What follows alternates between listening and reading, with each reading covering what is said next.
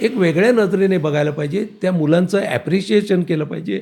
तरुण पिढी येते त्यांना. आता मी इतकी नाटकं बघतो. मला प्रचंड गर्व आहे आपल्या सगळ्या कलाकारांचा, की आता कुठे आता नाट्य शिबिरातून जी पोरं आली आहेत, ती काही फार नाव कमावलेली आहेत किंवा कमावतील असं दिसत नाही. कारण नाट्य प्रशिक्षणं आपली गल्लाभरू आहेत. असं म्हणजे सगळीच नाही म्हणत मी. हं. अगदी त्याला अपवाद आहेत. हं.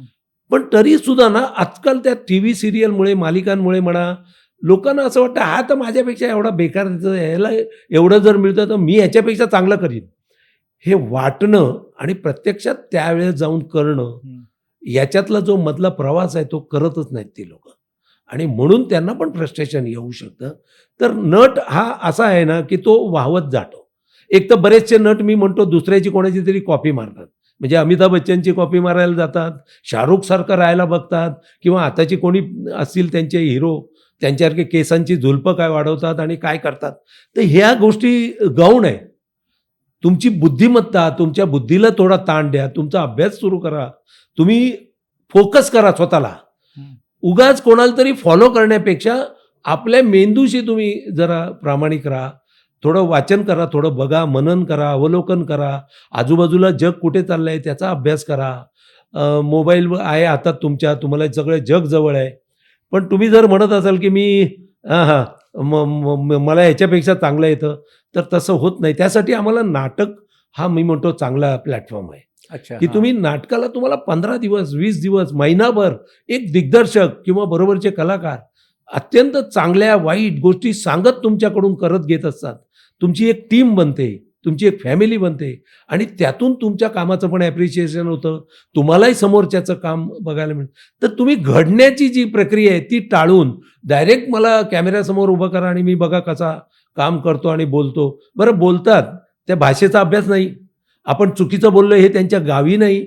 लिहून दिलंय ते मी बोललो असं म्हणून मोकळे होतात. मग तुमचा कुठे गेला मेंदू? तुम्हाला व्याकरणदृष्ट्या मराठी वाचन-बिचन नाहीच आहे तुमचं. तुमचे स्वतःचे 4 ओळी नाहीत. तुम्हाला स्वतःच्या भावना काढता येत नाहीत बाहेर. तर तुम्ही कसे काय स्वतःला तर हे स्वतःला समजून घेणारे आहेत ना, हं. त्यांचं भलं होणार नाही. ते मी स्पष्ट सांगतो, की ते 4 कामं करतील, 5वं काम मिळवताना मिळणार नाही आणि मग ते दारूचं आणि व्यसनं आणि ते व्यसनी लोकांबरोबर किंवा निगेटिव्हिटी असणाऱ्या लोकांबरोबर ते असतील. हां. आणि ती लवकर जमते दोस्ती. निगेटिव्हिटीवाले लोकं भरपूर आहेत. जसं आपल्या शिवाजी मंदिरला पण कट्टा होता. हां. त्या कट्ट्यावर मी कधीतरी उभा राहायचो. मला नेहमी वाटायचं, हे लोकं प्रत्येक नाटकाविषयी, प्रत्येक कलाकाराविषयी वाईट का बोलतात? तर हे वाईट बोलणं आहे ना जे, हे पहिल्यांदा माझं तर नाहीच असं स्वभाव. तो त्याचं करतोय. त्याचं चांगलं वाईट ते पुढचं त्याचं भविष्य ठरवेल. त्याचा प्रवास ठरेल. आपण वाईट बोलून आपण चांगले कसं काय होतो? म्हणजे ते एक वाक्य जायचंय आपलं, की दुसऱ्याला नालायक म्हटल्याने मी लायक कसा ठरतो? नाही. हा प्रश्न जर स्वतःला विचारला, तर मला लायक ठरण्यासाठी हां. काय-काय करणं गरजेचं आहे, याचा विचार आत्तापासून प्रत्येकाने केला पाहिजे. मग ती पिढी कुठलीही असो, मागची असो, आताची असेल किंवा पुढची येणारी असेल.